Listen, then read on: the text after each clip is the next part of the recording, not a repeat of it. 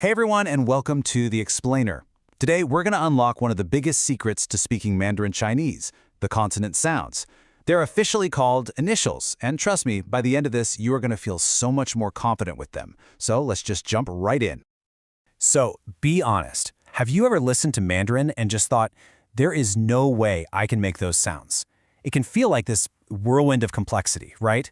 Totally impossible. But I'm here to tell you that's not true at all. It's actually a system, and once you see it, you'll realize it's super logical and totally learnable.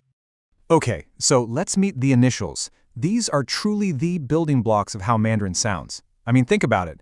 Every single word starts with one of these. They're that important. So what is initial really? It's just the consonant sound that starts a syllable. That's it. And here's the kicker. Every single syllable in Mandarin has one. So if you master these, you're literally laying the foundation for everything else. Get this part right, and the rest of your pronunciation journey gets so much easier. And here they are, the whole crew. All 18 core initials, written out in pinyin. Now, I know what you might be thinking. That looks like a lot. But don't worry, don't get overwhelmed. We're going to break this down into 5 simple groups, all based on how you actually make the sounds with your mouth. This is basically our game plan for the next little bit. All right, time to get hands-on and master your pronunciation. We're going to go step by step through each sound. And I really mean it. Try to say these out loud with me. Seriously, no one's listening. Feel how your mouth moves. Ready? Let's go. Okay, group 1. This is all about the lips. So listen. Ba, pa, fa. The big trick here is the difference between ba and pa. For ba, there's no puff of air. It's kind of like the P in the word spot. But for pa, you really let out a puff of air. Think pot. Can you feel the difference? Then ma is just a hum with your lips together, and fa is exactly like in English. Top teeth, bottom lip. Easy peasy. All right, next up, we're moving from the lips to the tip of the tongue. Listen to these. D, t, n, o. So for all of these, you want to tap the tip of your tongue right on that little ridge behind your top front teeth. And guess what? It's the same trick as before. D has no puff of air, but T has a really strong one. And the good news is, N and L are pretty much what you'd expect, super similar to English. Okay, group 3. Now we're going way to the back of the mouth. These sounds really come from your throat. Here we go. G, K, H. You should feel the back of your tongue kind of rising up. And yep, you guessed it, K is just the G sound but with that puff of air. G, K. Feel that? And H is just a nice, breathy sound right from that same spot. All right, now, this next group can feel a little weird at first, so don't worry if it takes a second. These are often the trickiest ones for English speakers. We have J, Q, X. Okay, here's the secret. The tip of your tongue has to stay down, right behind your bottom teeth. It's the flat middle part of your tongue that does the work by pressing up. So J is like the J in Jeep.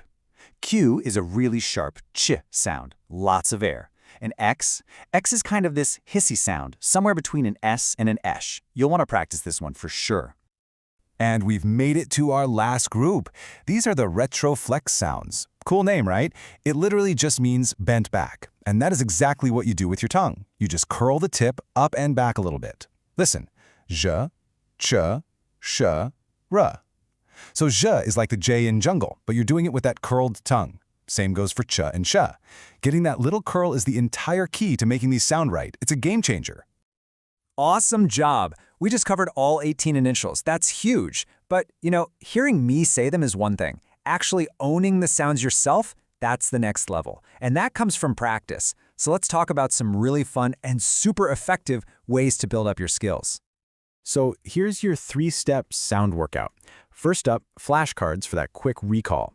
Second, a guessing game to really sharpen your listening. And third, a drill that helps you connect the sound you hear with the pinyin you write. Super straightforward.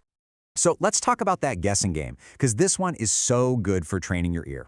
It's simple. Someone, a teacher, an app, a friend, says a word, like ma. Your job is just to pull out that first sound. In this case, you'd say, What this does is it trains your brain to zero in on that initial, to separate it from the rest of the syllable. And that is such a critical skill to have. And then there's the group drill, which takes things to the next level. For this one, you'll hear a bunch of different syllables, one after another. Your job? To listen for that initial and immediately write down the pinyin letter for it. This is so powerful because it connects what your ears hear to what your hands write. It really closes that loop and helps build real fluency. And that's really it. So, what's your next step? Well, you've leveled up, that's what. Seriously, by going through these sounds and trying out these practice ideas, you have built the single most important foundation for speaking Mandarin. That's a massive accomplishment. It's a real skill that's going to make everything else you learn feel so much more achievable. So, the big question is, where do you go from here? You've got the consonants, the initials, under your belt. But here's the thing about Mandarin. Every single syllable also has a tone, and that tone can completely change the meaning of a word. So, you've tackled the initials. The real question is, are you ready for the tones?